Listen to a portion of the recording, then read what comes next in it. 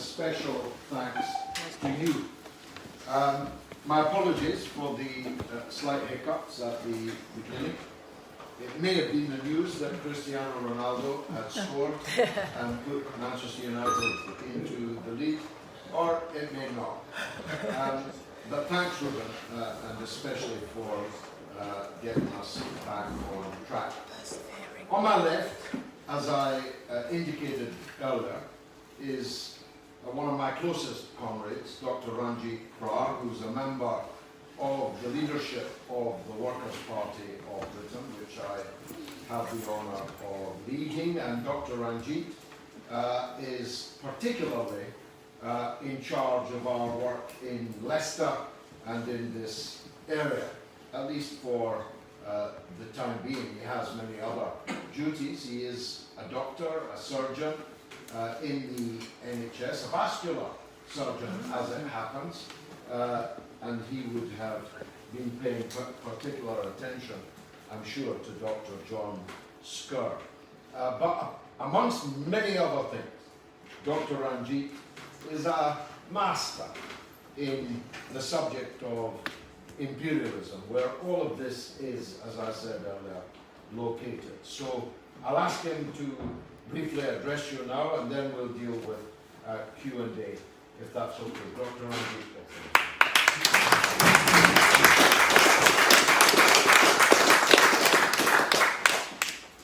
It's great to be with you here, great to be with you in Leicester East. And I think actually the film we've seen has particular relevance to our constituency, and I'm going to tell you why I think that is. But first of all, I think we should give some thanks and praise and recognition to George for continuing to beat this drum. Some people would say, what's the relevance of the Iraq War at this point, 20 years after it's over? But we've seen some of the conclusions George has drawn in the introduction.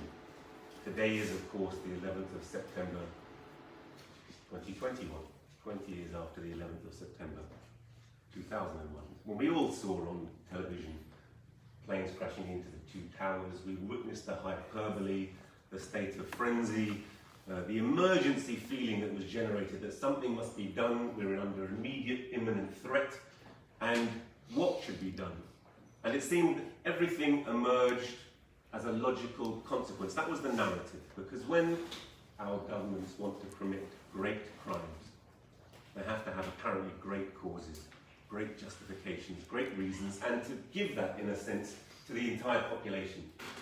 And that manipulation of media, that control of the media, the control of the narrative, the actual building of the false narrative rests on many incidents, and this is a key one. I remember very much seeing, the death of David Kelly in the news. I remember seeing Tony Blair witness that very awkward moment when he was asked by a journalist directly, is there blood on your hands, are you going to resign? And his palpable sense of hatred, anger, embarrassment, but also loss for words. You see those brief moments of truth, those micro expressions, when really there was all, to me that stood like an admission of his guilt. And of course, we've gone through in that movie, I'm not going to recap the evidence, but lots of evidence to quite clearly show that the official narrative is false. 2 paracetamols, 2 codamol tablets is not going to kill you. Cutting your on the artery is not going to kill you, and if you're going to be to death, there'll be huge amounts of blood. That narrative is false. This was a man who was in the media eye, contradicting the narrative that was leading our country to war. Where did that idea come from? I don't know how many of you have seen General Wesley Clark's statement that he made. General Wesley Clark was a very high-ranking US military general. But towards his retirement, around the time of the Second Iraq War, he went to the Pentagon, and he recounts this on public TV, that he was called into the office of one of his fellow generals, said, you won't believe this, but we're going to war. He said, with whom? He said, with Iraq. He said, why? We don't know. It's been decided. Okay, so it's been decided we're going to war with Iraq. Later on he went back again, he thought, it's worse than I thought. We're going to war with 7 countries over there 7 years. And he lists those countries in the interview. General Wesley Clark. I encourage everyone to just go and look at the video clips available on YouTube and throughout the internet to see that. This was a premeditated act, which did not come from the attack on the Twin Towers. So therefore there was another motivation. there was another motivation. And in fact, he listed those countries as being, can you name them? Afghanistan, come out after a 20-year debacle. Iraq was still in occupation with bases all over Iraq. Libya, we've destroyed that country. Sent it back to the Stone Age from being the wealthiest country in Africa, once again to being one of the poorest countries in the world. Syria, where we spent 10 years despoiling that country, again that had an unprecedentedly high standard of living for the area. It was a secular country, a progressive country. Destroyed through 10 years of proxy war, very similar to the war fought in Libya. Somalia, Yemen, Iran, they've not been able to crack, and North Korea, they've not been able to crack because of the levels of resistance and precariousness of those countries. But it leaves you in no doubt that there's pre-existing plan to dominate these areas of the world. And why is that? It doesn't take a genius. Our media is also full of stories about green energy and the need for renewal and green electric cars, and how these things will transform our entire economy and way of living and make our life sustainable.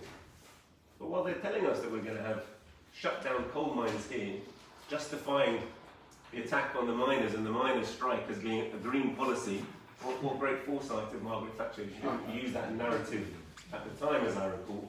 At the same time, we're fighting these wars precisely for the domination of the natural resources, and in particular, the oil of the Middle East. And it's the great elephant in the room. All of these wars, all of these great crimes were waged by our governments, not for humanitarianism.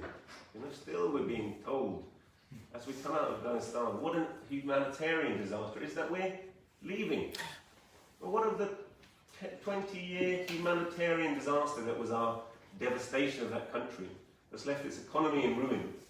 For a while they said that the GDP went up. They were counting the GDP of the money they spent on the troops and arming and occupying and suppressing and destroying the country as the GDP of the country. They've left it in ruins. More than a fifth of the whole country's economy comes from the opium trade. This is what they've done to what was 40 years ago a progressive, forward-thinking, secular, socialist-orientated economy, and they've done it precisely to smash the ability of the people of the world to control their own resources, to control their own destiny, and to have a free existence. They've done so precisely because our politicians turned out to be not our agents. We elect them. We send them to government. But who do they represent when they're there? What was this really all about? The killing of David Kelly. It was about the great lie to justify the great crime. And it was Goebbels who said, the enemy of the lie is the truth. And by extension, the truth is the enemy of the state when the state is engaged in creating great wars, creating great crimes. And is this not the same thing we're seeing Lord Hutton himself, who whitewashed this in such an embarrassing manner? We saw what other big inquiries was he put to lead. It's the state who then, after the event, investigates its own crimes, polices itself, spends decades policing itself, and then absolves itself of guilt and carries on in the same manner. The mechanisms that the country has of covering up these ongoing crimes perpetrated, yes, against people overseas, but also against the domestic working population of our own country, are so seamless. They've been doing it for such a long time. He also, we saw in the movie, was responsible for stopping the extradition of General Pinochet. And of course, Pinochet came to power in an illegal coup backed by the USA, the CIA, on the Monroe Doctrine, which is that the whole of the Americas are the back door. They're the legitimate colonial premises of the United States. And he was used to overthrow one of the other great socialist, forward-looking governments that swept to power in a wave of popular enthusiasm of Salvador Allende. And that again was on the 1st of September. September the 11th, not 2001, but 1973. That was the initial September the 11th. Another of these great acts of state violence of the United States and Britain in its domination of the world. And we just look very briefly. I'm not going to stand between you and George for very much longer. You'll all have questions about the movie, I'm sure. Fantastic movie. But of course, what we saw,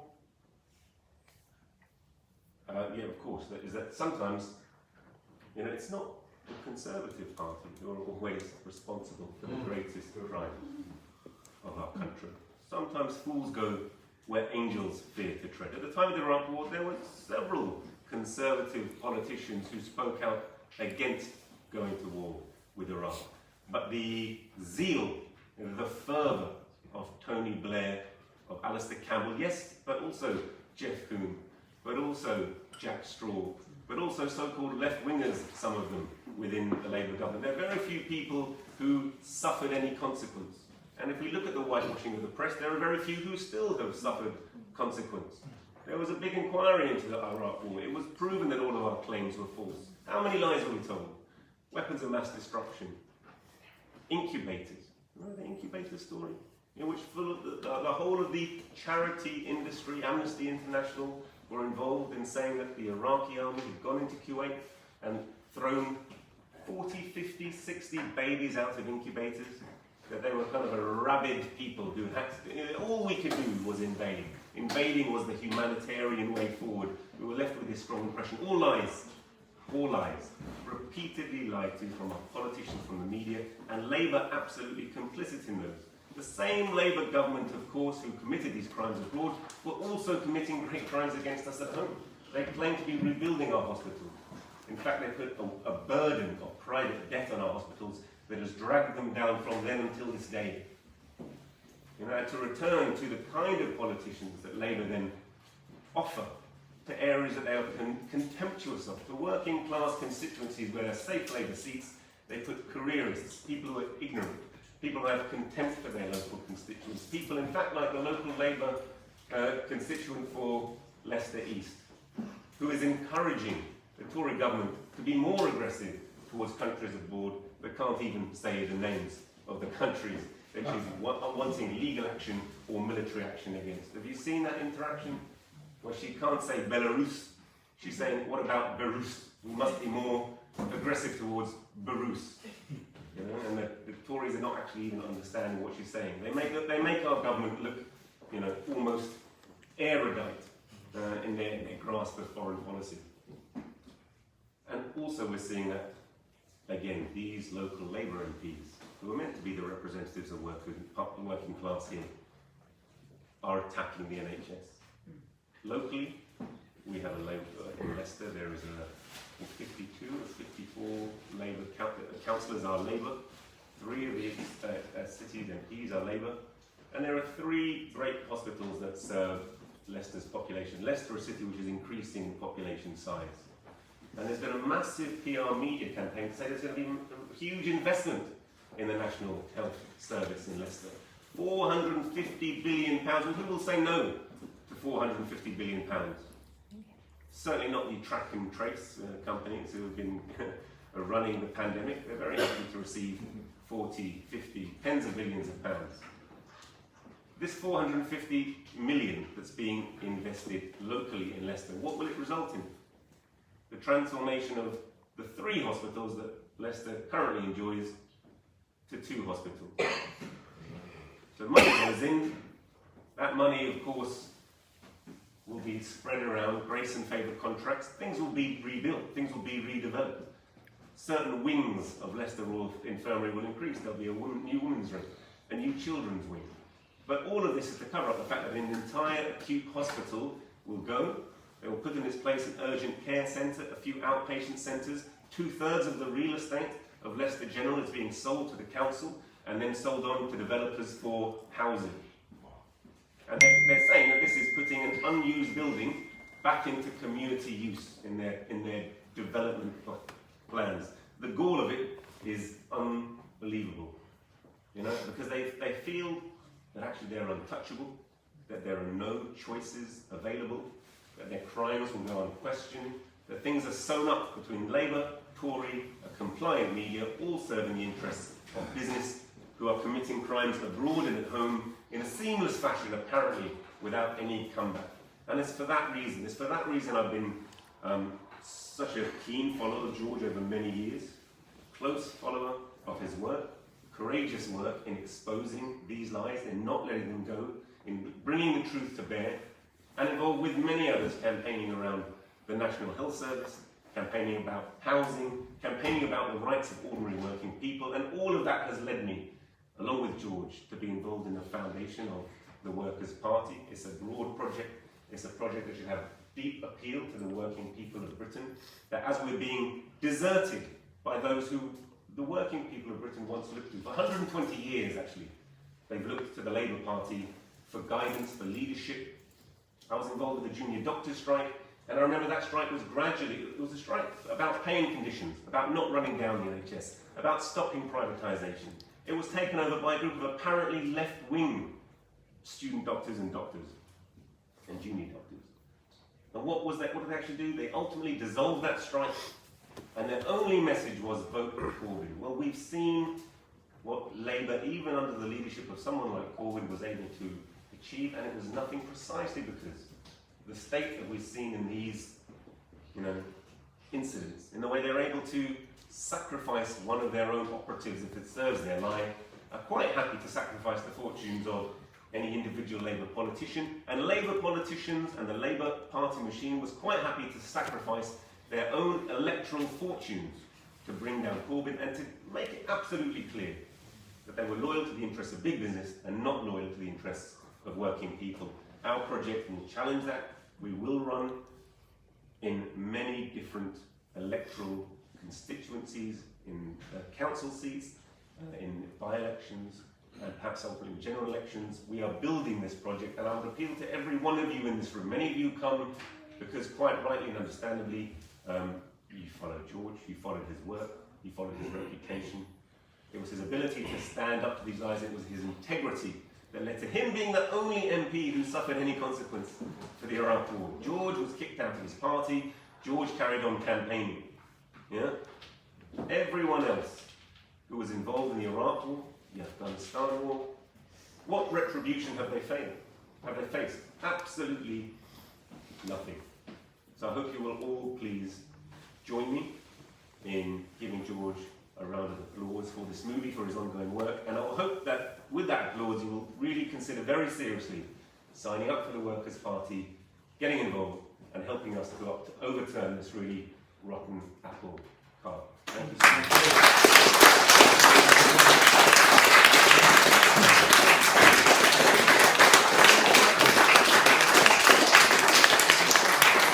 Thank you very much, Dr. Ranjeet.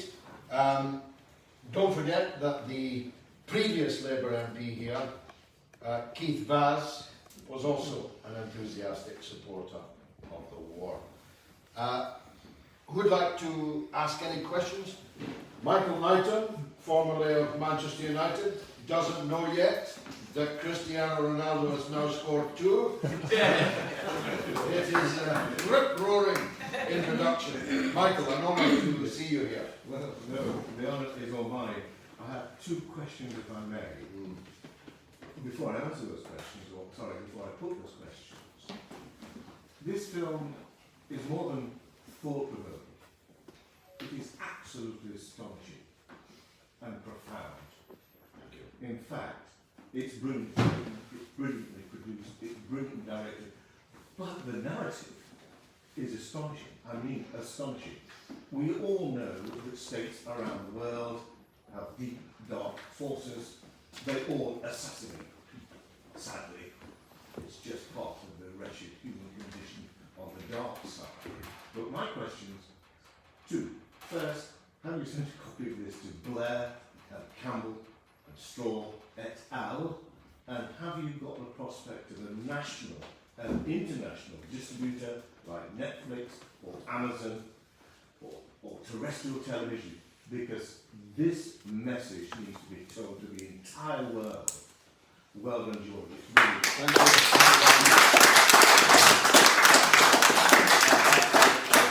I deeply appreciate that, especially coming from you. All of the parties, Jack Straw, Jeff Hoon, Tony Blair, Alistair Campbell, all of them were asked to be interviewed for the film, and none of them replied, not even to decline.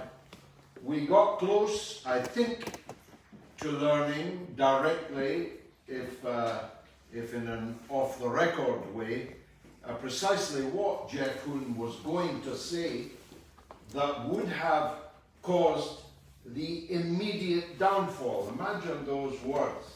The immediate downfall of the Prime Minister would have ensued if Jeff Hoon had told the country what he intended to, only briefly, alas, before presumably being made a better offer, or perhaps a worse threat. We didn't get any of the parties that were responsible for this situation on tape, but we have sent them all a copy of the film, and I hazard a guess that they will all have very quickly watched it. We were unable to say that Dr. Kelly was murdered. What we can unequivocally say is that he didn't commit suicide, which leaves only two other possibilities. One which I actually don't discount is that he died of a heart attack under interrogation, which means that the British state, confronted with a dead man that had just been on all your television sets, thought that this would look so bad they'd be better to fake a suicide. The worst fake suicide anyone had ever seen. They couldn't produce the blood from a dead man. You can't get blood from a dead man. And therefore the ulnar artery wheeze, it didn't work. It was an unconvincing suicide for all the reasons that are adumbrated in the film. The most ridiculous of which are there are no fingerprints on any of the artifacts, and that the inquiry didn't even mention that. He cut his wrist with a knife, but there's no fingerprints on the knife. He swallowed the tablets with water from a water bottle, but there are no fingerprints on the water bottle, and he presumably idled through the hours sitting up on Harrowdown Hill, at least glancing at his phone, but there are no fingerprints on the phone. I mean, no fingerprints, not even anybody else's fingerprints, which mean that all of these artifacts were wiped clean of whatever fingerprints were on them. So ponder that as the least ugly of the two possibilities. Namely, that he died under interrogation and they felt the need to fake a suicide. That's the best case, imagine. The worst case is that they murdered him. And that goes to a statement made by Andrew Gilligan himself, who now works for Boris Johnson in number 10 Downing Street. Everybody that lost their job prospered, except me. There was only 4 people who lost their job: Piers Morgan, me, Greg Dyke, and Andrew Gilligan. And all of them did quite well afterwards. The statement that Gilligan made was that he didn't believe that Kelly had been murdered because the British security forces don't go around murdering people, he helpfully qualified, in their own country, in their own land. But of course, they do, and did kill and cause to be killed a huge number of people in our own country, in the north of Ireland, which we still consider to be, at least the state considers to be, a part of our own country. And we know from Pat Finucane through many, many other cases, innumerable almost, that the British security services did kill or assist in the killing of our own people in our own country of the United Kingdom. And I dare say that the MI6 man who was found in a zip-up suitcase, locked from the inside with no key, and again no fingerprints, who was later smeared through the newspapers as all kinds of things. I dare say he's an example of how it can happen here on the mainland of the United Kingdom. So it was difficult to make the film, not just because of COVID, though that was a major problem, not just because the principals refused to be interviewed, but because some people were scared to be involved in a film like that. The man that was supposed to write the original score spent a wonderful night at dinner made by my wife in my house. I drove him home at 1 o'clock in the morning. He was practically composing it in the car as we drove back, and the next morning he emailed to say he no longer wished to be involved. No doubt a word was had in his ear. As it happens, I think the music that we got was very good in any case. But notwithstanding all of those difficulties, we made it. It is on sale on Amazon now, free delivery of the DVD next day. You don't get the signed poster, of course, that way. It can be viewed on Vimeo. It can be rented for £4. Its sale already, in just a few weeks, is very encouraging. Netflix and Amazon pay so little for documentary films that at this stage that is not an economic consideration. I'll give you the numbers. We raised £61,000 in crowdfunding, and the film cost £103,000 to make. So I have to make £42,000 back. Netflix would pay $8,000 for it, and once it had been on Netflix, nobody would buy the DVD or the download. So that's the economics of it. In order to make my third film in this trilogy of killings, I'm not going to tell you what the third killing is yet. I need to make that £42,000 back. And I'm sure that we are on track to do that. What would really be good is if it was on the BBC. Or even Channel 4, both of which we pay for. And the BBC, you would have thought, has an incentive, having been set up as the fall guy for the whole Kelly affair. And maybe one day they will. I feel that this document, which is what a documentary is, will live longer than me. I believe that one day this case will be studied closely in universities, perhaps even schools, because it exemplifies, for all the reasons I gave earlier, why we are where we are, or were in the early 21st century. I think it's important as a document, as was my last film, The Killings of Tony Blair. Both of these documentaries are important pieces of evidence of how we got to where we are. As it happens, and it's been a characteristic of mine, all of my life, number one, I'm not afraid, and number two, I'm a very determined person. And I told Tony Blair on the day that he expelled me from the Labour Party that he would rue the day. I rolled the R. Mr. Blair will rue the day that he expelled me from the Labour Party, and I intend to keep on making him rue until I have no more breath, and after me, I have 6 fine children. Thank you.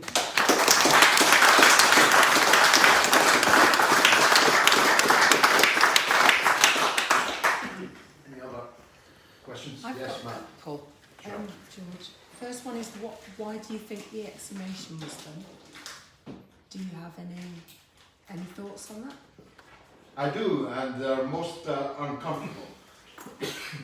If you think of the timing, the exhumation was done after Jeremy Corbyn became the leader of the Labour Party, and when it was distinctly possible that Jeremy Corbyn would become the Prime Minister of Britain.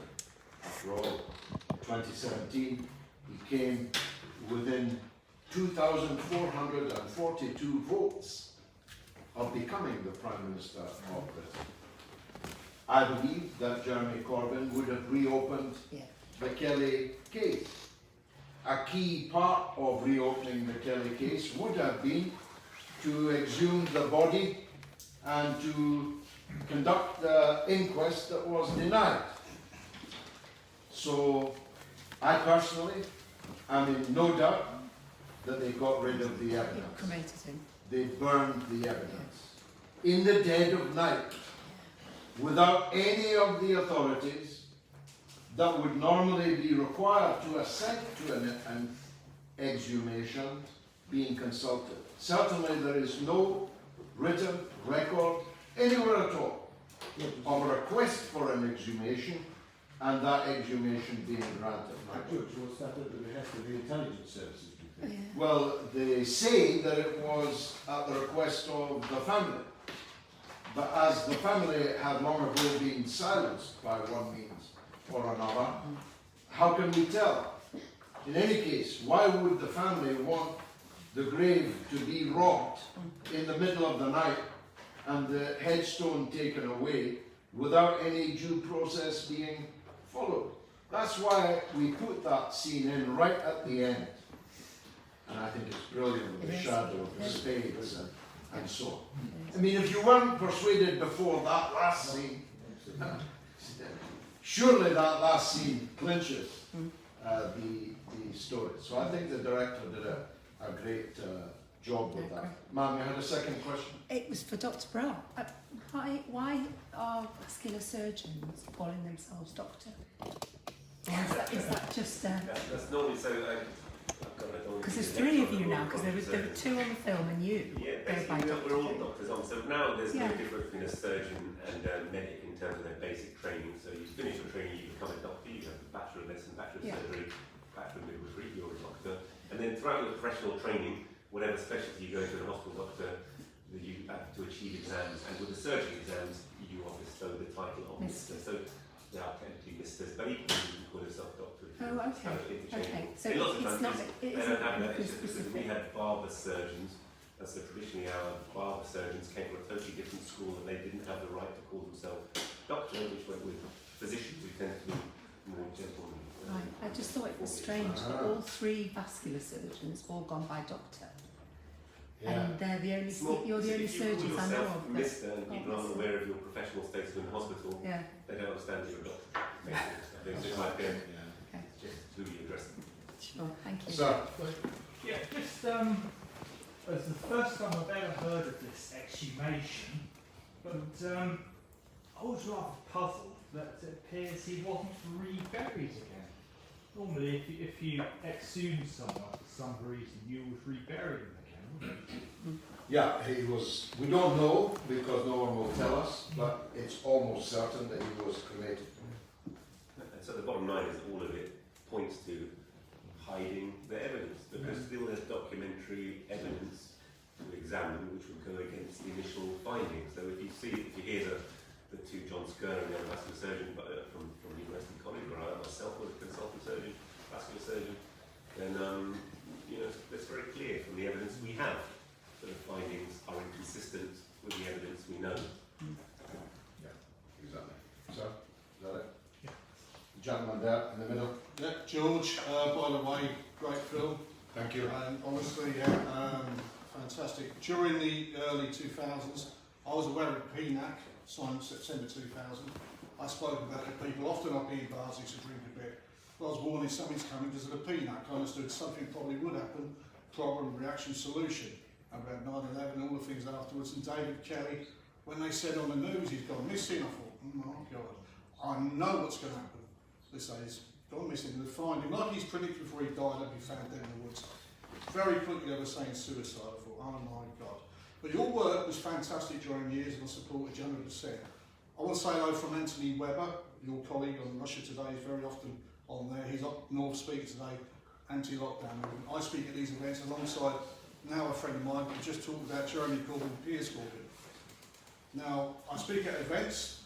I'm similar background to you, Irish descent, Catholic, you know, one of your Dundee and Donegal, your family there, Kerry and Sligo mine.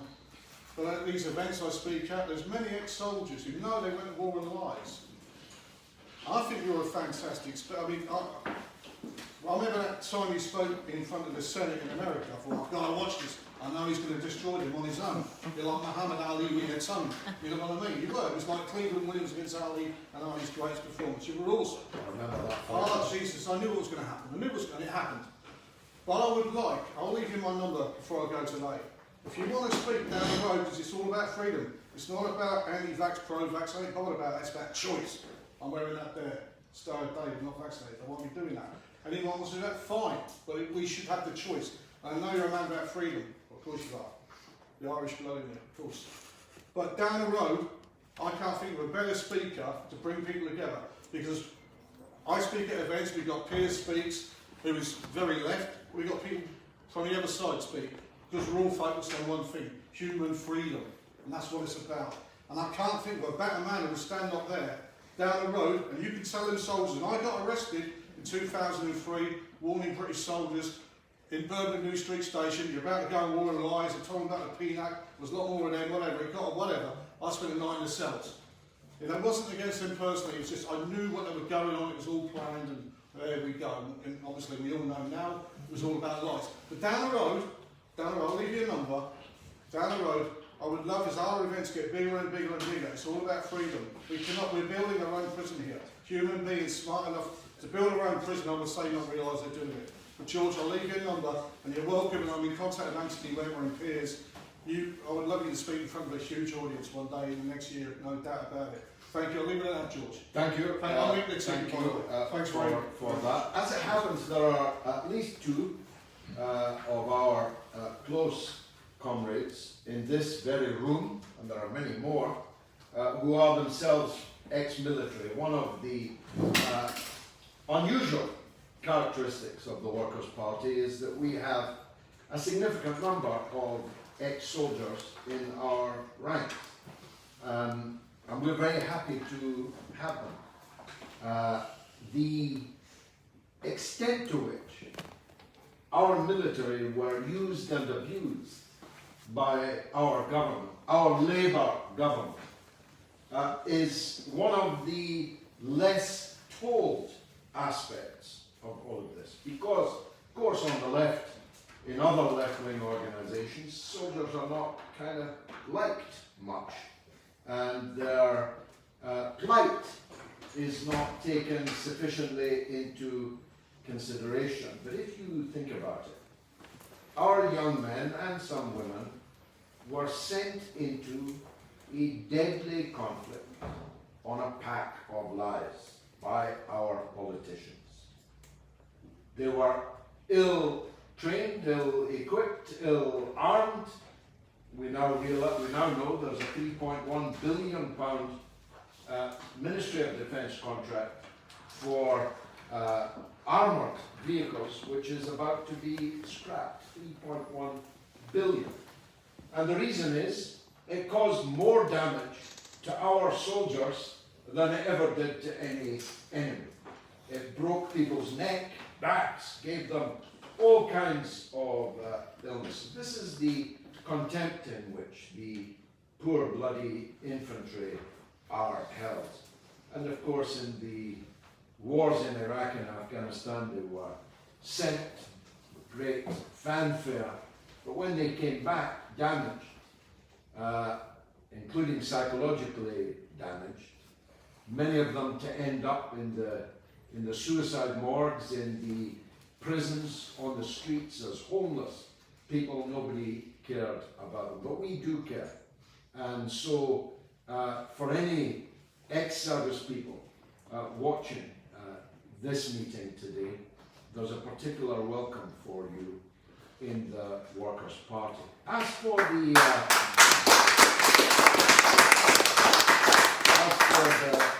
the future, of course, we'll see. I infer that you're talking about issues like vaccine passports, Absolutely. vaccination, and so on. Freedom of choice. We are wholly against compulsion in medicine or religion. We are completely opposed to vaccine passports and discrimination against people who are not vaccinated. I myself am double vaccinated, so is Dr. Ranjeet. We are not at all against vaccination, including against the COVID vaccination. No apartheid, no medical apartheid in the UK. We are against apartheid, any kind of apartheid, including medical apartheid. Any Thank you, George. other questions? Yes, sir. Yeah. First of all, I'd like to thank you for the Senate appearance. That was Thank you. fantastic. I watched it on Is YouTube. it I reckon we probably all would have liked to have done that and been as eloquent as you were in front of them. Do you, in relation to Dr. David Kelly, why do you think they did such a bad job? Because they could have dropped him out of the sky in an aeroplane, they could have run him over on the road, they could have done all kinds of different things, and yet the evidence does seem starkly compelling, doesn't it? There's no fingerprints, there's no Blood. real cause. No Yeah, blood. there's no blood, there's no real cause of death, there's no. It doesn't look good. And the other thing that I'd like to ask is, do you have an opinion on the convenient demise of Robin Cook? Which was about the same time, wasn't it? Yeah. The question you ask is a really good one, and I've asked myself it 1,000 times. If you were, I'm taking it as read that the suicide was fake. He may have been murdered, but it's certain that the suicide was faked. Why then fake it so badly? Yeah, exactly. Was that like a warning to other people that we can No, do this in I've public? got an answer that will disappoint me. It certainly disappoints my American audience that I address 5 nights a week on television.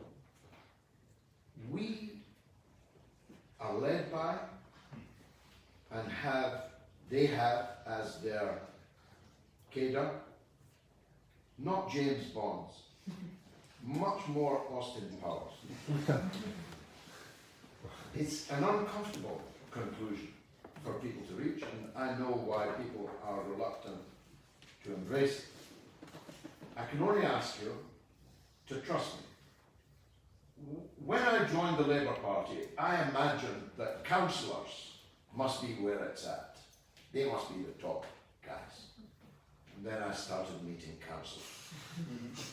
And then I thought it must be MPs. And then I started meeting MPs. And then I thought it must be the front benches. And then I got to know the front benches. And in almost 30 years in Westminster, as a Member of Parliament, up close and personal, with ministers, with shadow ministers, with civil servants, with, I presume, intelligence personnel, with even top brass, top brass military personnel. I formed the conclusion that we're governed and ruled by idiots. We really are ruled by idiots. That's why I'm never persuaded by most conspiracy theories, because I know these people. They couldn't organise a piss-up in a brewery. Never mind a conspiracy that would stand the test of time. So I think it probably is, on the principle that sometimes if it looks like a duck, walks like a duck, and quacks like a duck, it is a duck, that the people who faked this suicide were idiots. Right. That panicked. Because it was done quickly. Yeah, I mean, it would have had to be done quickly. Right. Otherwise he would have been missing for too long, and that would have looked even worse. What might have happened if they didn't actually murder him is that he was in a safe house of the security services. He was getting the, what's it they call it, the 5th degree, 3rd degree. He was getting the 3rd degree and he died of a heart attack. And somebody said, Jesus, what's this going to look like? He was just on News at 10, 72 hours ago, 3 days ago. He was on the front page of every newspaper 48 hours ago. And now he's dead in a safe house in Southend, which is where it would have been. How are we going to explain that? And somebody said, we'll have to fake a suicide. But they faked it really badly. I think that if the thesis that he was not murdered is to be accepted, is probably what happened. I know that it is the tendency, especially of people on the left, to imagine that our state is James Bondish, really quite accomplished, good looking, suited, booted. But actually they're not. They really are not. I mean, if I give you an example, I am an honorary member of the National Union of Mine Workers. I fought the miners' strike every day for an entire year. There was no picket line in no area in which I was not present. And when I was elected in 1987, I teamed up with Tam Diel, the late and great Tam Diel, my erstwhile parliamentary colleague, now deceased. And we were on the hunt for the MI5 penetration of the union, a man called Roger Windsor, that we alleged was an agent inside the miners' union and so on. Not through anything I did, but through Tam's impeccable credentials as an aristocrat, as a former army officer, as an old Etonian. We got into some very interesting places with very interesting conversations. We used to meet someone from the intelligence services on a park bench by the Thames on misty nights at which, like the movies, he wouldn't tell us anything, but he would answer any question, yes or no. And this carried on for months. I later concluded that MI5's penetration of the miners' union did happen, but again, it was conducted by an idiot who could have done 10 times more damage than was actually done to the strike, to the movement. And that the man that we were meeting on a park bench, I mean, they'd obviously given him that job because he wasn't really fit for anything else. He'd get the wrong park bench. He'd keep speaking while a bypasser went past when me and Tom were stumm because we didn't want to give his identity away. He'd keep talking.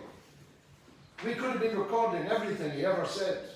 He never asked if we had any recording equipment or anything like that. Maybe it was old Etonian rules that he was facing. So, even at that sharp end, I have never found any reason to believe other than that the people governing our affairs and carrying them out are other than Austin Powers, Mr. Beans.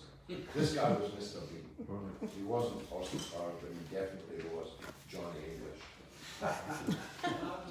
Any other? So, well, I've got to press you on the Robin Yeah. Cook thing. Oh, yes. Yeah. Well, Do you have an opinion on well it? noted that I didn't answer that. I think that the death of Robin Cook is highly suspicious.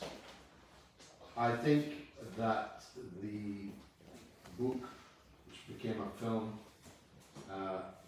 starring Pierce Brosnan as the Tony Blair character, which has as its premise that the Robin Cook figure is murdered is an interesting thesis. Robin Cook was, like David Kelly, a particularly dangerous man to the whole project because he'd supported it all along. I wouldn't want you to think that I was sanctifying Robin Cook. He did a good thing in resigning, but he supported the Blair government through all the sanctions, through the Desert Fox bombardments and so on. So he had a lot of secrets, did Robin Cook, and he most unwisely climbed a mountain in Scotland with only his new wife of only a few months for company and without a mobile phone. And then he was dead, and we haven't seen the new wife since. So it's an interesting case. Maybe someone will make a film about it.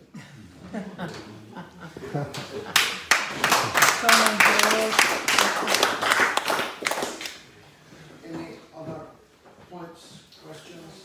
If not, Yeah, just going to say, George, yours will be signing posters at the back.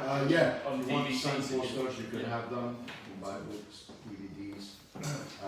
But thanks very much for coming. United are winning 3-1. 4-1. Finished. And who scored the goals? Jesslyn Yard got and Bruno Fernandes got Bruno it. and Lingard for Ronaldo. They say there's no God. Thank you very much.